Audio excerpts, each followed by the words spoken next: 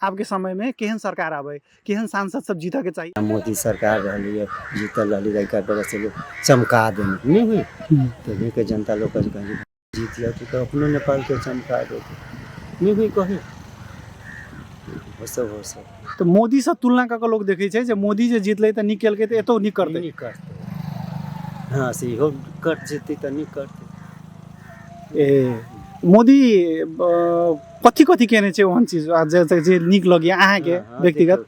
मोदी हर चोरी जनता के देखे छै, गरीब के देखे छै, खाद पानी के खेत दहार भ गेलै तैमे पैसा दे देलक, बूढ़ा कृषि में पैसा देलक, खेती के खते खते पैसा भेज दै है।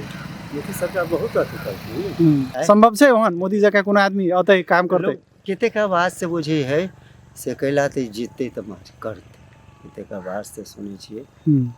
सरकार बनेला के बाद में कहीं जनतो के देखियो जना इंडिया में मोदी देखे छै, जना मोदी राशन पानी गहूम देलक, चावल देलक जनता के खाए पिए लागी। हाँ तब वो होता है एगो सुविधे। हाँ नहीं भेल तो कहीं चोरी चाचर में कहीं बोतलो धसा देलक।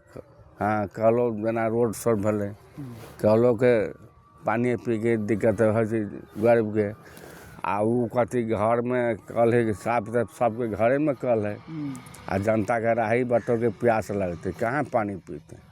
तो रोड शोड में कहीं कहीं जगह जगह पर गाछी पे सलम कल है कल हाँ, पानी पिए वाला।